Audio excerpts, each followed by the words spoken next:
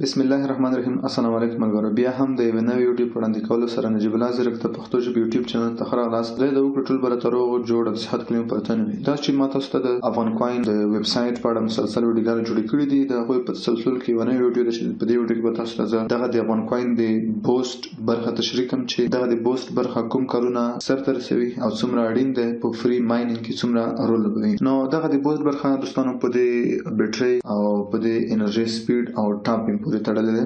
نو په فري انکم کې تاسو زیاتوالی راشي. دغه ویډیو په دقت سره تر اخره پورې وګورئ. زموږ چینل سبسکرایب کړئ، ویډیو نمبر سره هم شریک کړئ. نو زه لومړی دغه پوسټ باندې کلیک کوم. لومړی چې تاسو په دې ځکه کوم ګورئ مولټي ټاپ برخه ده، دوهم چې د بیټري ده او دریم چې د انرژي سپیډ ده او څلورم انرژي لیمټ ده. نو دغه څلور برخې به موږ په دې ویډیو کې تشریح کوو. لومړی چې د ټاپ برخه ده، ټاپ برخه کوم کارونه سرته رسوي. ټاپ برخه دغه برخه چې دلته کله موږ ټاپ کو دغه په لومړی وخت کې 0.001 تاسو ته جمع کیږي. اوس چې ما پنځم لیول ته پورته کړی دی، زه اوس چې په یو ټاپ وکم په دې بټن باندې ما ته 0.005 راکوي. دوهم چې په دې کې د بیټري شمیر ډیر کمی په لومړي وخت کې ما اوس تر 8000 پورې رسولی دی. او بل دغه برخه د بیټري لیمټ ده. دغه د بیټري لیمټ 350 وي په لومړي وخت کې. اوس ما تقریبا لیول پورته کړی دی، اوس ډیر شوی دی. نو زه راځم دغه د پوسټ له لارې څنګه کوم دغه زه پورته کوم. لومړی مولټي ټاپ برخه ده، دلته زه اوس زه په لیول 5 کې هم زه غواړم چې دغه لیول څنګه پورته کړم. نو زه به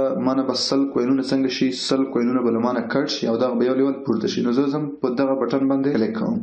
نو زه اوس شپږم لیول ته پورته شوم. اوس به زما ټاپینګ په یو ټاپ باندې ما د 0.000 دغه څنګه کیږي دغه جمع کیږي. دوهم چې ده دوهم بیټري ده. بیټري اوس زه په لیول 3 کې یم.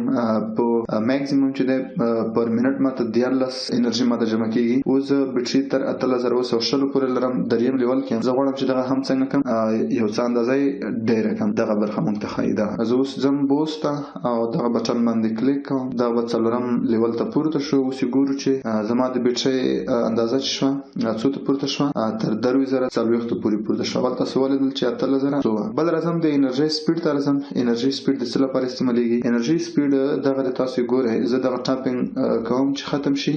نو اوس تاسو ګورئ 440 دي، 410 440 دغه د انرژي سپیډ ده. زه اوس راځم دا هم بوست کوم. زه اوس په لیول 5 کې 15 کوینونه چې نور هم مصرف کوم دغه بټن باندې کلیک وکم. دغه به لیول 6 ته پورته شي. نو سپیډ به پر سکند څومره شي؟ شپږ بشي. مخکې 15 اوس به څو شي؟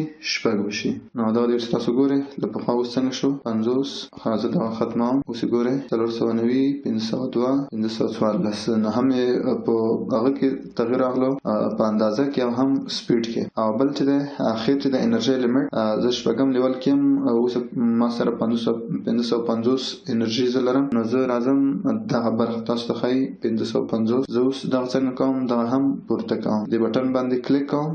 اوم لیول ته پورته شي. نو اوس به انرژي هم څو ته لاړ شي؟ 600 ته لاړ شي. نو اوس تاسو کولای شئ په دې طریقه سره فری ماینینګ هم څنګه کوي انکریز کړئ. کوم ویډیو خوښ ویډیو ملګرو سره هم شریک کړئ. د نورو ستاسو ویډیوګانو لپاره زموږ یوټیوب او ټلګرام چینل سبسکرایب کړئ او زموږ چینل نه هر وخت لیدنه کوئ.